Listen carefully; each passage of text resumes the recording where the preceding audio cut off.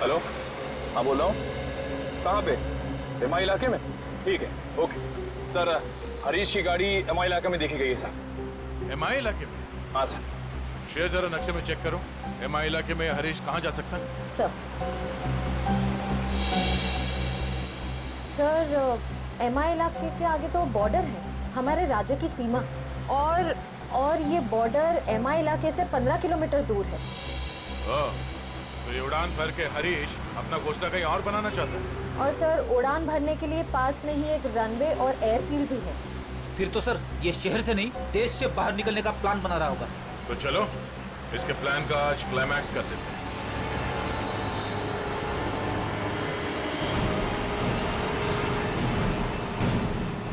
Sir वो देखिए, हरीश की गाड़ी है।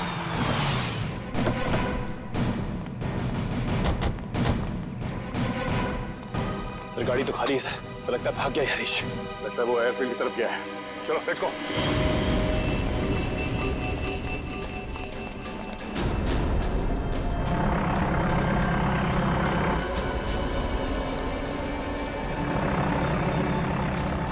सर उसका प्लेन तो टेक ऑफ करने वाला है। सर अगर ये विदेश चला गया तो इसे पकड़ना और भी मुश्किल हो जाएगा। कहीं नहीं पहुंचेगा ये। Oh no.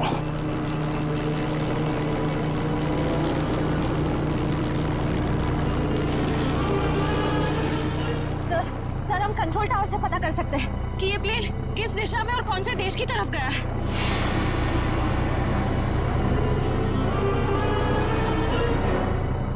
पता तो कर सकते हैं श्रेया, मगर क्या सर?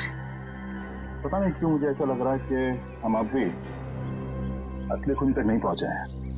सर इस हरीश तक पहुंचते पहुंचते रह गए सर। नहीं निखिल, असली खूनी ये हरीश नहीं है। हरीश नहीं है तो फिर कौन है सर?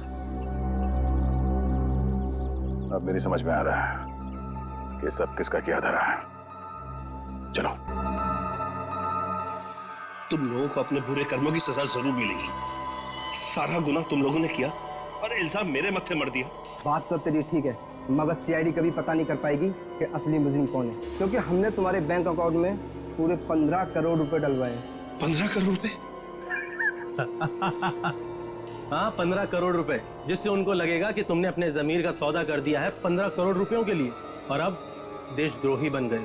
शर्म आनी चाहिए तुम लोगों को। शर्म तो हमें आने से रही, अब तू एक अच्छे बच्चे की तरह उस नए मिशन की पूरी जानकारी हमें देते हैं। चल।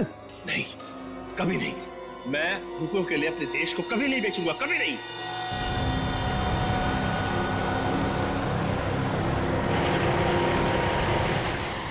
देख, मैं तुझे आखिरी बार बोलता हूँ, बता दे, जिंदा छोड़ दूंगा तुझे, वरना तुम्हारे मरने के बाद वो जानकारी तो हम हथिया ही लेंगे। एक गद्दार की जिंदगी जीने से एक देशभक्त की मौत मरना मुझे ज्यादा गवारा है, समझे तुम लोग? हाँ, मगर अफसोस, कानून और देशवासियों की नजरों में तू हमेशा एक गद्दारी कहलाएगा। नहीं रहेगा। कोई अपनी जगह से नहीं लेगा। क्या नीचे हाथ खोलो, उठ। बस।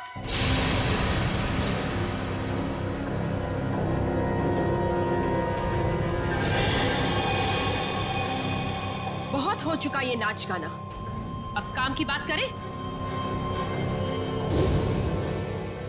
हाँ, काम की बात भी हो जाएगी। अदिति, तुम लोग मुझे देखकर चौंके नहीं? नहीं, हमें पहले ही पता चल गया था। ज्यादा चालाक बनने के चक्कर में तुम खुद अपनी जाल में फंस गई। तुम्हें याद है, तुमने कहा था कि 2 दिन पहले तुमने हरीश के गले को खरोचा था। हा? मैंने उस पर झपटकर हमला किया था। अच्छा? उसकी गर्दन पर खरोच आ गई थी। हाँ तो? मगर जब हम हरीश से मिलने स्पेस एजेंसी गए थे, तब उसके गले पे खरोच का ऐसा कोई भी निशान नहीं था। नहीं सर, स्पेस को इतनी साधारण जगह नहीं है। हमारी जानकारी के बिना वहां जाना असंभव है। और हमसे मिलने के बाद हरीश के गले पे खरोच का निशान बनाया गया ताकि तुम हमें गुमराह कर सको। सर इन लोगों को बिल्कुल मत छोड़ना। इन लोगों के पास देश की एक ऐसी खुफिया जानकारी है जो ये अरबों रुपए में दुश्मन को बेचना चाहते हैं। अपनी जेब भरने के लिए देश की सुरक्षा का सौदा करने चली थी तुम। अब चलो, मायके चलने की तैयारी करो। तुम लोग ऐसे नहीं मानोगे। सीआईडी के ऊपर गोली चलाने की कोशिश कर रही हो? ये रहा उसका इनाम। बोलो, क्यों किया तुमने ये सब? मैं दुश्मन देश की जासूस हूँ। 8 महीने पहले मैंने विशाल से शादी की ताकि भारत की स्पेस एजेंसी की सीक्रेट्स और आने वाली प्रोजेक्ट्स की जानकारी मैं चुरा सकूं। मगर तुम्हारे पति विशाल को तुम्हारी हरकतों और हाव भाव पे शक हुआ और इसीलिए उसने तुम्हारे पीछे जासूस लगा दी। विशाल को सिर्फ इतना ही शक था कि स्पेस एजेंसी में कोई गद्दार है, लेकिन वो ये नहीं जानता था कि गद्दार खुद उसकी पत्नी ही है। जब तुम्हें ये जासूसी वाली बात पता चली तो तुमने उस जासूस समीर को मार दिया और अपने आप को अगवा करने का प्लान बना लिया। क्योंकि मुझे लगा था कि मुझे छुड़वाने के लिए विशाल उन अगवा करने वाले लोगों को वो खुफिया जानकारी दे देगा, लेकिन शायद विशाल को मुझसे ज्यादा देश से प्रेम था, इसलिए विशाल ने उन्हें गलत इन्फॉर्मेशन दी और मुझे छुड़वा लिया। और तुम्हें इस बात का गुस्सा आया और तुमने विशाल को प्लेन से नीचे धक्का दे दिया। हाँ, मैंने प्लेन क्रैश करवाया था और खुद पैराशूट से नीचे आ गई। और फिर तुमने मुझे फंसाने का प्लान बनाया? क्योंकि मैं चाहती थी कि विशाल के खून का और इस सारी गद्दारी का इल्जाम तुम्हारे सर पर आ जाए। मगर तुमने कभी ये नहीं सोचा कि सीआईडी कभी ना कभी सच का पता लगा ही लेगी। तुम इस देश को बर्बाद करना चाहती थी, अब इस देश की खातिरदारी भी देख लो। फांसी के लिए तैयार हो जाओ तुम।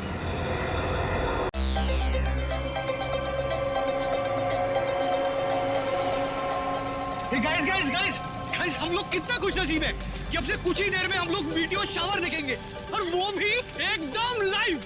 ऐसा पहली बार हो रहा है गाइस, लाइफ में ऐसा नजारा दोबारा देखने को नहीं मिलेगा। ये देखो, अमेरिका में भी शुरू हो गया मीडिया शावर। अरे अब इंग्लैंड के आसमान में भी दिखाई दे रहा है। अगला नंबर हमारे देश इंडिया का है दोस्तों। तैयार हो जाओ आसमान में प्रकृति की आतिशबाजी देखने के लिए। वो देखो शुरू हो गया।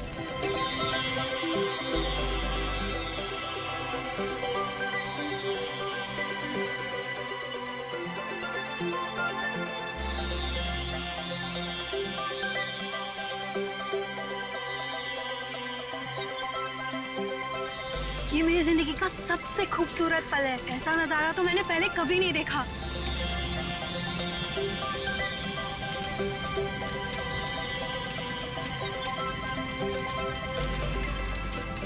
हे गाइस, वो देखो आसमान से शायद कुछ गिर रहा है। ये कहीं किसी मीटियोर का हिस्सा तो नहीं है? वो देखो वहां गिरा, चलो देखते हैं। ये तो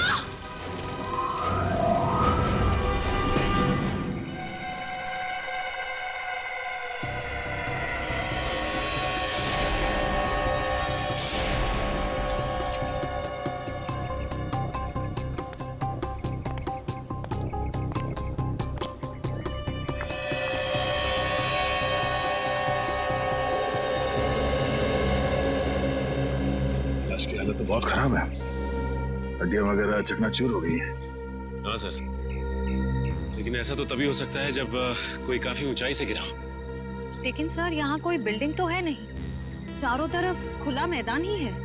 लाश आसमान से गिरी है, वरना इसकी इतनी बुरी हालत नहीं होती।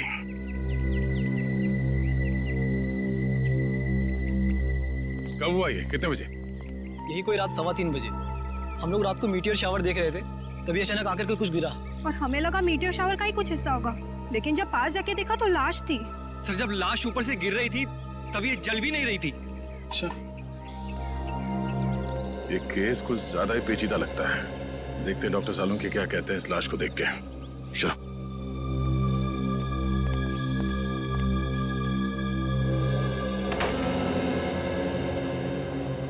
अरे साउंड कैसा, कुछ पता चला? हाँ, फिलहाल तो इस आदमी की उम्र पता चली है, और वो भी डॉक्टर तारिका ने पता किया होगा।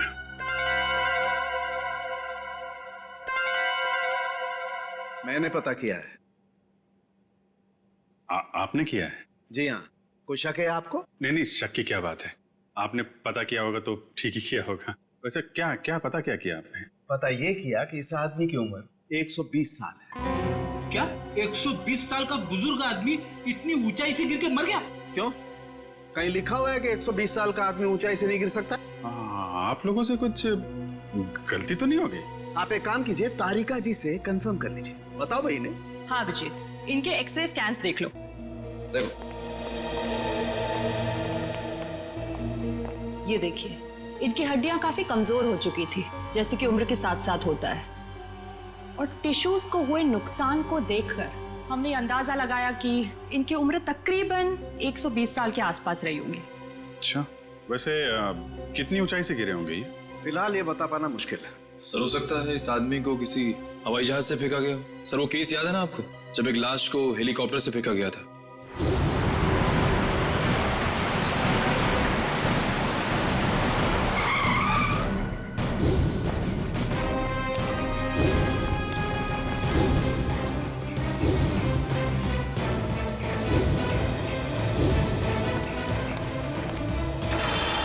सर या फिर हो सकता है हॉट एयर बलून से, या फिर स्काई डाइविंग कर रहा होगा। अरे कैसी बातें कर रहे हो तुम लोग यार? 120 साल का बुजुर्ग आदमी स्काई डाइविंग करेगा, हॉट एयर बलून से कूदेगा? वैसे भी हमें वहां पे कोई पैराशूट वगैरह तो मिला नहीं था। हेलो, जली हुई चीज समुद्र में गिरी है, लाश के पास वाले इलाके में? ठीक है पहुंचते हैं हम लोग।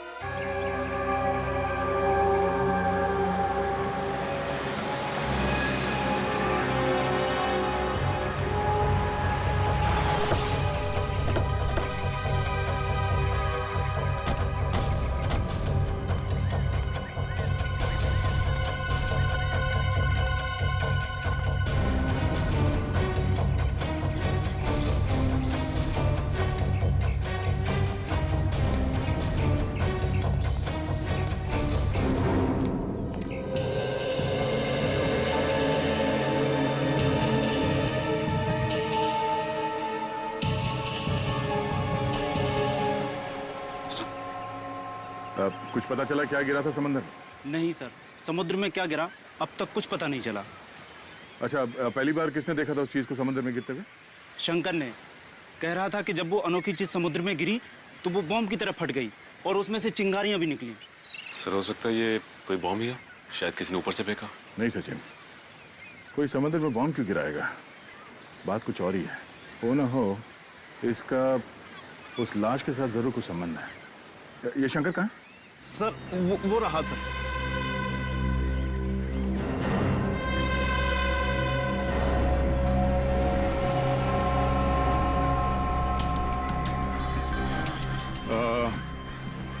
तुम शंकर हो? जी मैं शंकर। हम लोग सीआईडी से हैं। एग्जैक्टली हुआ क्या था? सर करीब रात के 3 बज रहे थे। मेरी बीवी जोर जोर से खर्राटे भर रही थी, इसलिए मुझे नींद नहीं आ रही थी। क्या आपकी वाइफ भी खर्राटे मारती है? रेडी, अब अपनी वाइफ की बातें शुरू मत कर देना। हाँ, क्या कह रहे थे आप? नींद ना आ पाने की वजह से मैं कुछ देर बाहर टहलने निकल आया। तभी अचानक मैंने देखा कोई बड़ी सी चीज जोर से छपाक करके समुद्र में गिरी। एक बहुत तेज रोशनी हुई, जैसे किसी ने आग का गोला दरिया में फेंक दिया। सर हो सकता है कि अंतरिक्ष से कोई उड़न तस्तरी गिरी होगी समुद्र में, और वो 120 साल का आदमी वो भी उड़न तस्तरी से ही गिरा होगा, फ्लाइंग सॉसर से। रेडी, मैंने तुमसे क्या कहा अभी? थोड़ी देर के लिए मौन व्रत रखो, समझे? सॉरी। जी कहिए। मैं समुद्र के नजदीक आया, ये जानने लगे आखिर हुआ क्या है। तभी दूर एक आदमी की परछाई दिखाई दी। आदमी की परछाई? तुमने उसका चेहरा देखा? नहीं साहब, अंधेरा बहुत था, सिर्फ परछाई दिखी।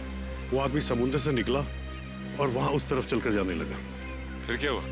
मैं उस आदमी का पीछा करने लगा क्योंकि मुझे शक था, पर वो आदमी वहां सड़क पर चलकर एक कार में बैठ गया और चला गया। कार का नंबर देखा है तुमने? नहीं साहब, नंबर तो नहीं देखा, लेकिन हाँ वो सिल्वर कलर की बैक्स्टर गाड़ी थी। उसने गाड़ी चाबी से खोली या? नहीं साहब, वो कार उसकी नहीं थी, क्योंकि उसने बहुत तिगड़म करके कार का दरवाजा खोला था। सर फिर तो कार चोरी की होगी। Thank you. अब ये पता करना पड़ेगा कि शहर में कितनी सिल्वर रंग की बैक्स्टर कार है जो चोरी हुई है और उनके नंबर्स क्या क्या हैं। सर स्पेक्ट्रोमीटर टेस्ट की रिपोर्ट आ गई है। देखिए मुझे लाश के कपड़ों में से क्या मिला है। क्या मिला है?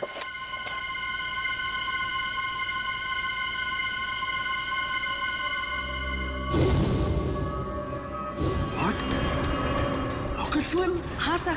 अरे लेकिन तारिका, रॉकेट फ्यूल तो स्पेस क्राफ्ट को स्पेस में भेजने के लिए इस्तेमाल होता है। सर कहीं आदमी रॉकेट में होगा तो? नहीं, रॉकेट में होगा तो भी क्या है, रॉकेट में होने से इसके कपड़ों पर रॉकेट फ्यूल कैसे आ सकता है Tarika? It is not possible. नहीं नहीं, ये कुछ और ही चक्कर है। क्या? Oh my God, oh my God, ये कैसे हो सकता है? वो कैसा? ये मैंने क्या कर दिया है? अब देखना, वो प्रद्युमन, वो मेरी मजाक उड़ाएगा, आग बबूला हो जाएगा मुझसे। यार ये ऐसी गलती मैं कैसे कर सकता हूँ? गलती? कौन सी गलती सर? उस समुद्र में जो खास चीज गिरी थी उसके बारे में क्या पता चला? सर अब तक तो कुछ पता नहीं चला है सर लेकिन गोताखोर लगे हुए हैं सर। समुद्र का वो हिस्सा काफी गहरा और खतरनाक है, इसलिए गोताखोरों को काफी दिक्कतों का सामना करना पड़ रहा है। बॉस, अभी तो और भी दिक्कतों का सामना करना पड़ेगा। और भी दिक्कतों का मतलब क्या डॉक्टर साहब आपका? मतलब ये अभिजीत के मुझसे बहुत बड़ी गलती हो गई है। गलती? ऐसी क्या गलती कर दी सर आपने? दया, अगर प्रद्युमन ये वादा करे कि वो मुझसे नाराज नहीं होगा तो मैं बता सकता हूँ। नहीं नहीं, अरे मैं नाराज क्यों हूँगा? मैं तो मिठाई बांटूंगा, क्योंकि the great intelligent and genius doctor Salunkhe ने जिंदगी में पहली बार अपनी गलती मान ली।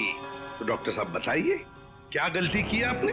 गलती दरअसल मुझसे ये हुई है कि उस आदमी की उम्र 120 साल नहीं है। क्या 120 साल की नहीं है? नहीं। तो फिर क्या उम्र होगी उसकी? लगभग 50 साल। क्या साळुंखे, तूने 50 साल के आदमी को 120 साल का बना दिया? इतनी बड़ी गलती की तूने? यार दरअसल उस आदमी की हड्डियां तो यही बता रही थी कि उसकी उम्र 120 साल की होनी चाहिए, मगर स्पेक्ट्रोमीटर टेस्ट के बाद उसके कपड़ों पर मिला रॉकेट फ्यूल ये बता रहा है कि ये आदमी 4-5 महीने अंतरिक्ष में रहकर आया है। क्या उसके कपड़ों पर रॉकेट फ्यूल मिला? हाँ, और अंतरिक्ष में हड्डियों की डेंसिटी हर महीने 2% घटती जाती है। मतलब लाश अंतरिक्ष में से गिरी है? नहीं फ्रेडी, लाश अंतरिक्ष से अगर गिरती तो जल जाती, धरती पर पहुंचने से पहले ही उसके चीथड़े उड़ जाते, मगर ऐसा हुआ नहीं। मतलब ये लाश किसी स्पेसक्राफ्ट से गिरा है जब वो धरती पे वापस आ रहा होगा। मगर दया, हमारे देश से कोई स्पेसक्राफ्ट तो किसी इंसान को लेकर अंतरिक्ष में गया ही नहीं।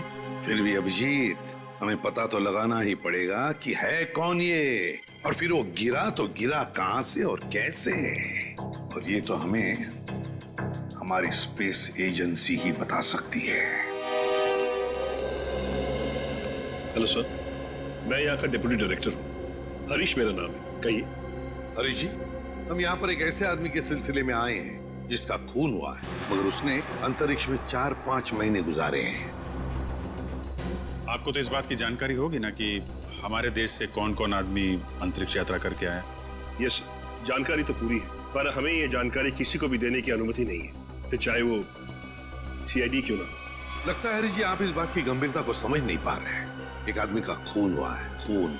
एक ऐसा आदमी जो शायद आपका साथी था, जो आपके साथ उठता बैठता था, हंसता खेलता था, खाता पीता था, और इसीलिए हम ये जानना चाहते हैं कि क्या आपका कोई साथी लापता है क्या? सर, ये जो भी इंसान है ये हमारा साथी हो ही नहीं सकता, क्योंकि अभी तक हमारे देश की तरफ से कोई भी स्पेसक्राफ्ट एस्ट्रोनॉट लेके अंतरिक्ष में गया ही नहीं है। हो सकता है कोई चोरी छुपे गया हो अंतरिक्ष में। नहीं सर, स्पेस को इतनी साधारण जगह नहीं है, हमारी जानकारी के बिना वहां जाना असंभव है, इम्पॉसिबल। अच्छा, आपके स्टाफ में से ऐसा कोई आदमी है जो आज काम पे नहीं आया? सर, विशाल सर काम पे नहीं आए हैं। विशाल काम पर नहीं आया? अच्छा, क्या विशाल कभी अंतरिक्ष में गया था? हाँ सर, विशाल सर बहुत साल पहले अंतरिक्ष में गए थे, लेकिन किसी और देश की तरफ से। एक्चुअली सर, वो हमारे यहाँ का हेड इंजीनियर है। यहाँ के हर प्रोजेक्ट की शुरुआत उसी की देखरेख में होती है। 3 साल पहले 5 महीने के लिए वो अंतरिक्ष में गया था, जॉइंट नेशन स्पेस प्रोग्राम के तहत। अच्छा, गया था। अभिजीत, साळुंखे ने भी तो यही कहा कि वो इंसान 4-5 महीने के लिए अंतरिक्ष में था। हाँ सर, विशाल सर हमें अंतरिक्ष में जाने की ट्रेनिंग दे रहे थे। और क्या विशाल का कद 5 फुट 7 इंच था? जी। फिर तो सर, जिसकी लाश मिली है शायद वो विशाल ही है। मुझे तो यकीन ही नहीं हो रहा। नहीं हरीश जी, देखिए, जब तक डीएनए मैच नहीं होता हम यकीन से नहीं कह सकते कि वो लाश विशाल की ही है, लेकिन हमें विशाल के सारे मेडिकल डिटेल्स चाहिए और विशाल के घर का पता भी। जी।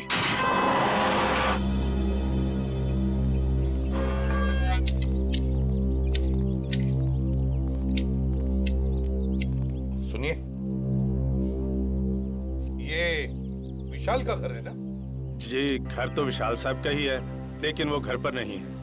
हाँ वो तो पता है हमें, लेकिन क्या विशाल जी के कोई घर वाले या परिवार वाले, कोई दोस्त वगैरह आसपास रहते हैं क्या? जी, विशाल साहब की पत्नी अदिति मेम साहब तीर्थ गई हैं। आप लोग? हम लोग सीआईडी से। सीआईडी? जी। कहिए क्या बात है? आप कौन है? आपका नाम क्या है? जी, मेरा नाम बिरजू है। अच्छा, देखो बिरजू, हमें एक लाश मिली है। लाश? और हमें शक है कि वो लाश विशाल जी की है। ये कैसे हो सकता है? विशाल साहब नहीं मर सकते। देखिए, आप संभालिए अपने आप को। फिलहाल हमें सिर्फ शक है कि ये लाश विशाल जी की है। हो सकता है कि ये लाश किसी और की हो। भगवान करे वो लाश विशाल साहब की ना हो। वैसे आखिरी बार कब देखा था तुमने विशाल जी को? कब मिले थे उन्हें? कल सुबह जब मैं काम पर आया था तो विशाल साहब ने मेरी बाहर से ही छुट्टी कर दी थी। घर के बाहर से ही छुट्टी दी? क्यों? किस लिए? जी पता नहीं, ऐसा पहले कभी नहीं हुआ है। मैंने विशाल जी से कहा कि मैं घर की सफाई कर देता हूँ, झाड़ू पोछा कर देता हूँ, मैं फिर चला जाता हूँ, लेकिन उन्होंने मुझे घर में घुसने ही नहीं दिया। आपको उन्होंने घर में घुसने नहीं दिया? जी हाँ, उनका बर्ताव बड़ा अजीब सा था। जब उन्होंने अदिति मेम साहब के तीर्थ पर जाने की बात कही तो मुझे बड़ा अजीब सा लगा। मुझे यकीन ही नहीं हुआ। लेकिन क्यों? क्योंकि अदिति मैडम इस तरह अचानक कहीं नहीं जाती। अगर वो शहर से बाहर कहीं जाती भी हैं, तो महीनों पहले वो अपनी तैयारी पूरी कर लेती हैं। अच्छा, साहब ने तुम्हें घर के अंदर आने से मना कर दिया। वैसे बिरजू, हम घर के अंदर देखना चाहते हैं। तुम्हारे पास घर की चाबी तो होगी? जी हाँ। हम ये देखना चाहते हैं ऐसी क्या वजह थी जो साहब ने तुम्हें घर के अंदर आने से मना कर दिया। जी अभी खोलता हूँ।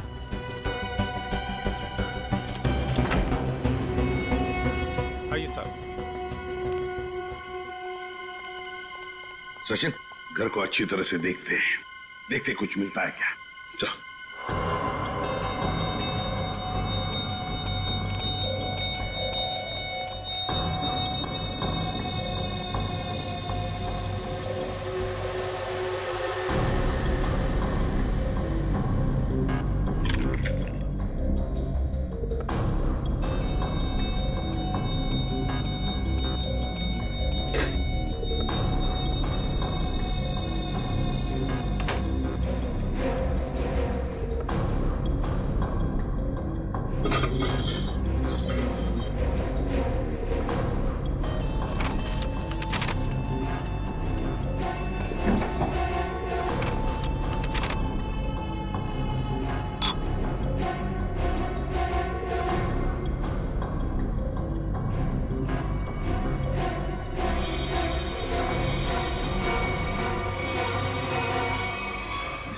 कागज के टुकड़े पर कुछ हल्का हल्का सा लिखा हुआ है।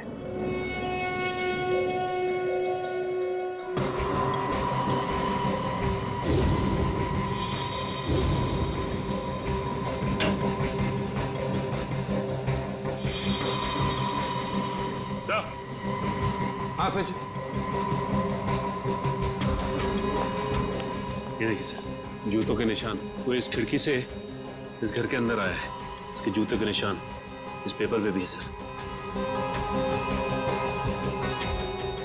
सचिन, घर की हालत को देखकर तो ऐसे नहीं लगता कि घर में कुछ चोरी हुई है, लेकिन जो भी इस घर में इस खिड़की से घुसा है वो या तो इस घर का आदमी है या फिर कोई ऐसा आदमी जो इस घर के बारे में और घर के लोगों के बारे में अच्छी तरह से जानता है और किसी खास मकसद से ही इस घर में घुसा है, किसी खास मकसद से। दया, वो चोरी हुई गाड़ी के बारे में क्या पता चला? सर, जगह जगह पुलिस चेकिंग कर रही है, बहुत जल्द गाड़ी मिल जाएगी। साळुंखे, तू यहाँ क्या कर रहा है? वो लगता है फिर से गलती करके आ गया ये। यार प्रद्युमन, तुम कभी सुधरोगे नहीं क्या यार? अरे यार नहीं, कोई मजाक नहीं। ठीक है, आगे से तुम किसी ऐसे इंसान से काम कराओ जिसने अपनी जिंदगी में कभी कोई गलती नहीं की। मैं जा रहा हूँ, बाय। अरे सर, डॉक्टर तारिका। क्या? मेरे कहने का मतलब है सर कि तारिका जी अकेली पड़ जाएंगी अगर आप चले गए तो। अच्छा, तो मतलब आपको तारिका जी की फिक्र है, सालुके की फिक्र नहीं है ना? ठीक है, तो मैं जा रहा हूँ। ठीक है, बाय। यार लेकिन जो बात बताने के लिए आया था वो तो बता के जा। वो आप इनकी डॉक्टर तारिका जी से पूछ लीजिएगा। मैं जा रहा हूँ, बाय। अच्छा ठीक है, बाय। 1 मिनट में वापस आ जाएगा। हाँ दया, देखा, देखो दया, मैं ना सिर्फ और सिर्फ तुम्हारी वजह से वापस आया हूं। हाँ, क्योंकि मैं जानता हूं एक सिर्फ तुम हो जो मुझे अच्छी तरह से समझते हो। बाकी ये लोग तो मेरी नौकरी छीनने पर लगे हुए हैं। सर वो मैं नहीं, कुछ कहने की जरूरत नहीं है। मैं तुम्हें बहुत अच्छी तरह से समझता हूँ। वैसे समझता मैं इन लोगों को भी बहुत अच्छी तरह से हूँ। वैसे दया, जो बात तुझे बताने के लिए आया था जरा पूछ ले, क्या बात है? अब सर देखो दया, जो लाश आप लोगों को मिली थी ना, उसका डीएनए मैच हो गया है और वो लाश विशाल की है। क्या? विशाल की है? मतलब हमारा शक सही निकला? बिल्कुल। और जो जूतों के निशान आपको विशाल के घर से मिले थे, वो किसी ऐसे आदमी के जो एक पांव से लंगड़ा के चलता है। ये कैसे पता चला सालुंके सर? देखो, जब कोई इंसान लंगड़ा के चलता है तो उसका एक पैर पर वजन ज्यादा होता है और दूसरे पैर पर वजन कम होता है, और इसीलिए दोनों पैरों का अलग अलग निशान पड़ता है। वाह सालुंके साहब, वाह, बड़ा तगड़ा ऑब्जर्वेशन है आपका। Thank you. समझता क्या है? वैसे सालुंके यार, वो कागज के टुकड़े जो मिले थे विशाल के घर से, उन पर कुछ लिखा हुआ था, वो क्या है?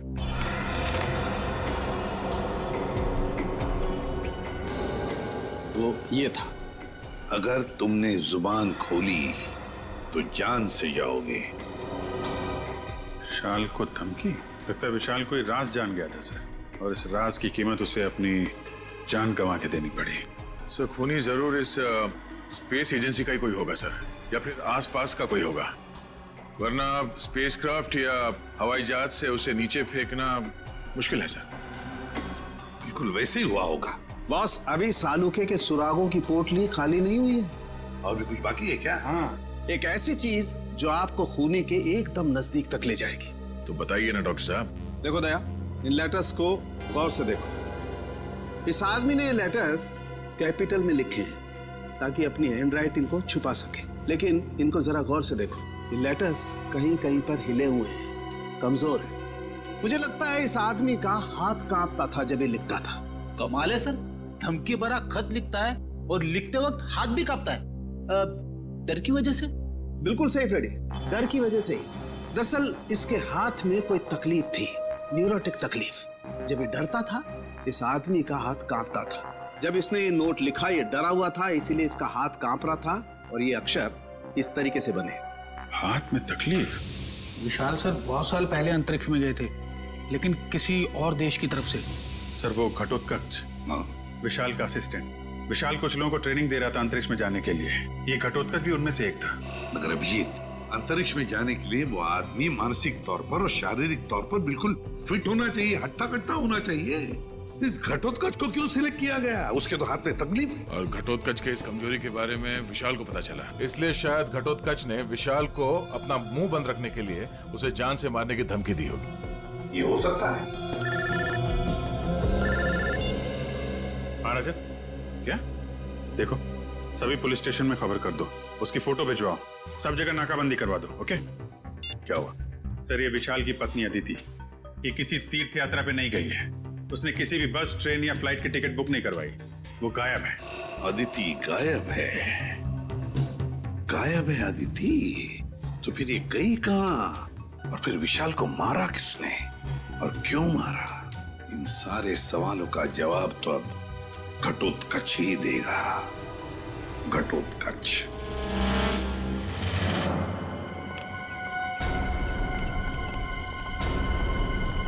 शरीर घटोत्कच का घर सर।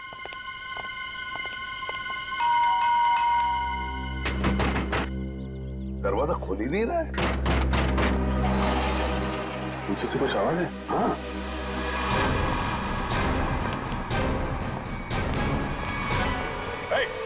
पकड़ो उसे।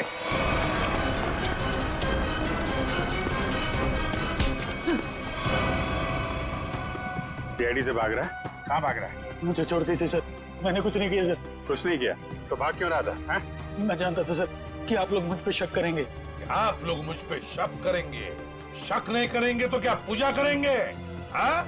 तुमने विशाल को चिट्ठी भेजी थी ना, धमकी भरी। अगर तुमने अपना मुंह खोला तो जान से जाओगे। भेजी थी या नहीं? बोल। हाँ सर, वो खत मैंने लिखा था सर, लेकिन वो मेरी भूल थी जो मैंने गुस्से में की थी सर। मैंने विशाल सर को नहीं मारा था। ऐसी कहानी हम लोग बहुत सुन चुके हैं, समझे? मैं सच कर रहा हूँ सर। मैं तो 3 दिन पहले विशाल जी के घर पे गया था उनसे माफी मांगने के लिए। तुम यहाँ पर क्यों आए हो? देखिए विशाल जी, मैं आपसे अपनी उस चिट्ठी के लिए माफी मांगने के लिए आया। उस वक्त मैं शराब के नशे में था और शराब के नशे में ही अक्सर सच्ची बात जुबान पर आ ही जाती है। देखिए आप ऐसा मत कहिए, आप न सिर्फ मेरे दोस्त हैं बल्कि मेरे मार्गदर्शक भी हैं। अगर आपने मुझे माफ ना किया तो मैं अपनी नजरों में गिर जाऊंगा। ठीक है, मैंने तुम्हें माफ किया। देखिए आप कुछ परेशान नजर आ रहे हैं। परेशान? नहीं, मुझे काहे की परेशानी है?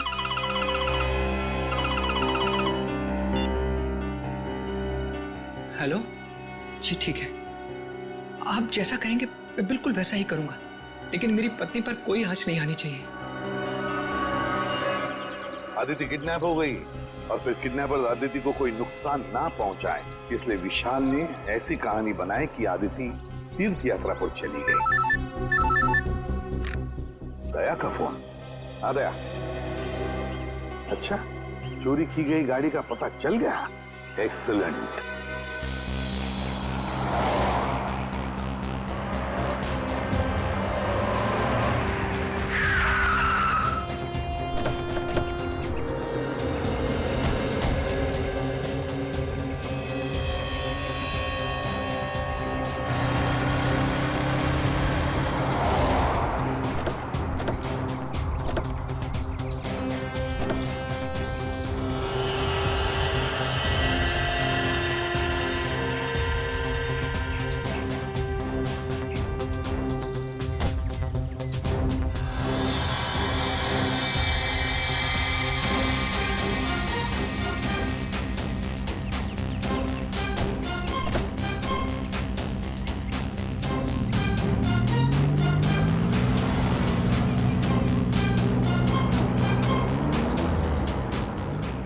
खूनी समंदर किनारे से इस गाड़ी में यहाँ तक आया और उसके बाद गाड़ी को यहाँ पे लावारिस छोड़ के किसी और गाड़ी में चला गया।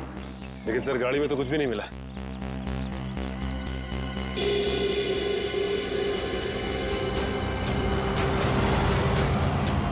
ये देखो, सीसीटीवी कैमरा लगा हुआ है इस ट्रैफिक पोस्ट पे। जरूर उस खूनी का चेहरा इस कैमरे का कैद हो गया होगा। इसके लिए काम करो, आरटीओ को कांटेक्ट करो और इस कैमरे की फुटेज ले लो। सर हेलो, क्या आदित्य मिल गई? कौन से हॉस्पिटल में? हेलो सर, मैं इंस्पेक्टर प्रशांत। मैंने ही आपको फोन किया। अच्छा, आदिति की तबीयत कैसी है? सर उन्हें गोली लगी थी। गोली लगी थी? जी हाँ, उनका ऑपरेशन हुआ है, अब वो खतरे से बाहर है। लेकिन ये आदिति मिली कहाँ तुम लोगों को? सर हम लोग पेट्रोल पे थे। Hello control room. Yes sir, यहाँ सब कुछ ठीक है सर। ओवर। अरे राघव, वो देखो, किसी औरत को जबरदस्ती ले जाया जा रहा है। कहीं अदिति तो नहीं जिसकी फोटो सीआईडी ने भेजी थी हर जगह ढूंढने के लिए? हो सकता है। चलो देखते, पीछा करो उसका। चलो जल्दी। एक काम करो, सारे बंदी रखो ताकि उन्हें पता नहीं चले कि हम लोग उनका पीछा कर रहे हैं। बोल रहे।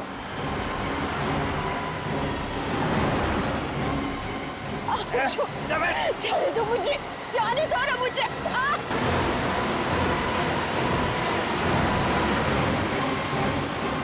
कैसे भी पकड़ना है उन लोगों को, पीछा करो जल्दी।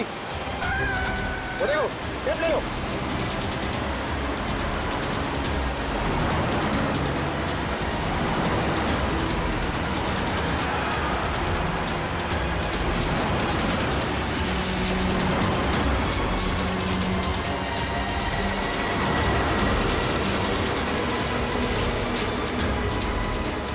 जाने दो ना मुझे। जाने देंगे? जाने से पहले तोहफा तो लेके जाओ। ऐसा तोहफा दिखाता हूँ मैं तोहफा। ये है मेरा तोहफा। चलो।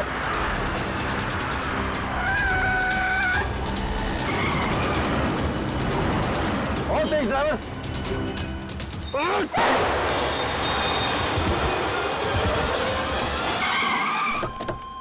चलो जल्दी, चलो।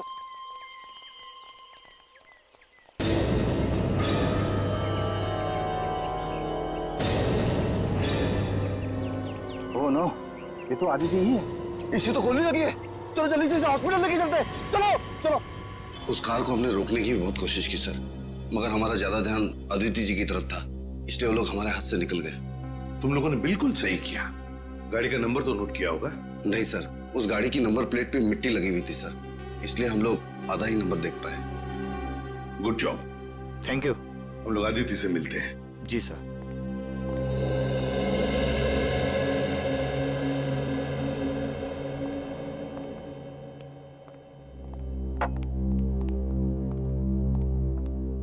अदिति, अब कैसी हो? ठीक हूँ। आप कौन? मैं एसीपी प्रद्युमन, सीआईडी से। सीआईडी से? मेरे पति कहाँ हैं? बहुत जल्दी आ जाएंगे। बस एक बात बताओ, ये सब कैसे हुआ तुम्हारे साथ? 2 दिन पहले जब मैं सब्जी मंडी से घर लौट रही थी, कुछ लोग मुझे अपने गाड़ी में डालकर साथ ले गए। उनमें से किसी का चेहरा देखा आपने? नहीं, उन्होंने अपने चेहरे पर मास्क डाल रखा था। ओह, मास्क पहन रखा था। वैसे कहाँ लेकर गए वो तुम्हें, कुछ बता सकती हो? पता नहीं, उन लोगों ने मुझे कुछ खिलाकर बेहोश कर दिया था। एक अंधेरे कमरे में रखा था और वो मुझे विशाल के काम के बारे में सवाल पूछ रहे थे। विशाल के काम के बारे में? तो तुमने क्या कहा? मैंने उन्हें कहा कि विशाल अपने काम के बारे में मुझसे कोई बातचीत नहीं करते, लेकिन उन्हें लगा कि मैं झूठ बोल रही हूँ। नहीं आदित्य, देखो अदिति, देखो जिन्होंने भी ये किया है ना तुम्हारे साथ, उनको हम कड़ी से कड़ी सजा दिलवाएंगे, ये मेरा वादा है। सब आप उन्हें मत छोड़िएगा, वो लोग देशद्रोही है। कुछ देर बाद उनका बॉस भी उसी कमरे में आया और उसने मुझसे कहा कि विशाल मुझसे ज्यादा अपने देश से प्यार करते हैं। मैंने उन्हें जवाब दिया कि मुझे गर्व है कि विशाल पहले एक अच्छे नागरिक है और फिर एक अच्छे पति।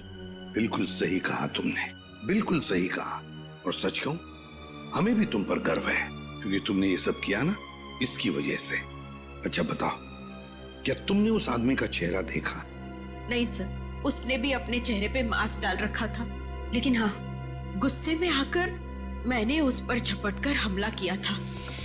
अच्छा? उसके गर्दन पर खरोच आ गई थी। उस आदमी के गर्दन पर खरोच आई थी? तो फिर सचिन, जरूर आदिति की नाखून में उस आदमी की चमड़ी के अंश होंगे, उस आदमी के चमड़ी के अंश होंगे। हाँ निखिल, ट्रैफिक सिग्नल का फुटेज रेडी है? हाँ सर, रेडी है। चलो देखते हैं।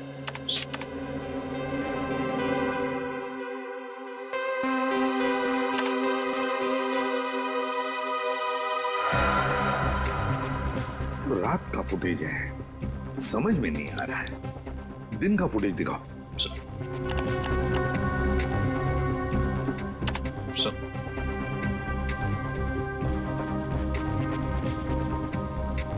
कोई आदमी गाड़ी की तरफ चलते हुए आ रहा है।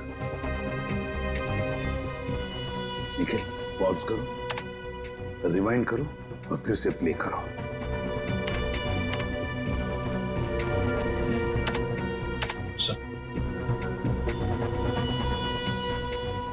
और जो जूतों के निशान आपको विशाल के घर से मिले थे, वो किसी ऐसे आदमी के जो एक पांव से लंगड़ा के चलता है। बाएं पैर से लंगड़ा भी रहा है। कहीं ये हमारा खूनी तो नहीं? सर, मगर ये आदमी है कौन? इसका चेहरा तो दिख ही नहीं रहा है।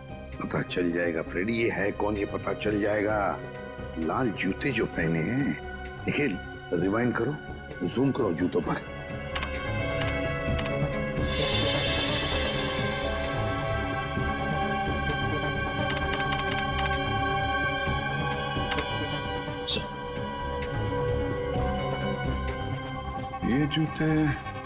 ये जूते मैंने कहीं देखे हैं सर। देखे? कहां पर? किसके पैरों में? सर, आज विशाल सर नहीं आए हैं। समीर, विशाल का असिस्टेंट सर, और वो लंगड़ा के भी चल रहा था। विशाल का असिस्टेंट समीर। अरे, दरवाजा तो खुला ही है। हाँ, कौन खून? चौकन ना रहना, लगता है किसी को घसीट के ले जाया गया है यहां से उस तरफ।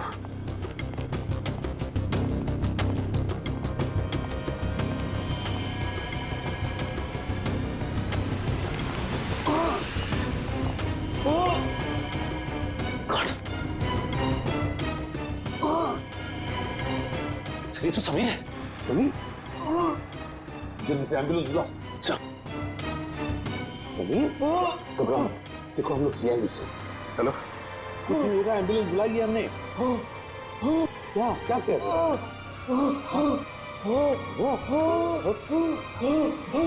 क्या बताओ बताओ। Sameer, Sameer. Okay, thank you sir. Ambulance आ रही है सर। समीर क्यों मर गया? माय गॉड सर, हम तो सोच रहे थे कि ये समीर ही गुनहगार है, लेकिन यहाँ तो समीर का ही किसी ने खून कर दिया। वही तो, इस शतरंज के खेल का असली खिलाड़ी तो कोई और ही है, कोई और ही है। समीर के घर में से जो डॉक्यूमेंट्स मिले उससे पता चलता है कि समीर विशाल के लिए काम करता था, जासूस था वो विशाल का। दुनिया के सामने समीर विशाल का असिस्टेंट और असली काम जासूसी। एग्जैक्टली। और जब विशाल को पता चला कि स्पेस एजेंसी में कोई गद्दार है जो वहां की खुफिया इंफॉर्मेशन बाहर भेज रहा है, तो बस उसका पर्दाफाश करने के लिए उसने समीर को रख लिया काम पर, जासूस बनाकर। और इसीलिए समीर ने भी हमें कुछ नहीं बताया, क्योंकि विशाल ने उसे ऐसा करने से मना कर दिया था। हाँ, दया जब विशाल का खून हुआ तब शायद समीर तहकीकात करने के लिए विशाल के घर गया। पर जैसे ही खूनी को लगा कि समीर उस तक पहुंचने वाला है, उसने समीर का भी खून कर दिया। बॉस, आसानों की अदिति के नाखूनों में चमड़ी के अंश मिले? हाँ मिले ना, उसके नाखूनों में चमड़ी के अंश मिले। तो जब मैं आप लोगों को बताऊंगा कि उस चमड़ी का डीएनए किसका था, आप लोग दंग रह जाएंगे। डॉक्टर साहब, रियलिटी शो के विनर का नाम अनाउंस करने जैसा सस्पेंस मत बढ़ाइए, नाम बताइए ना प्लीज। बॉस, उस आदमी का नाम है डेप्यूटी डायरेक्टर हरीश।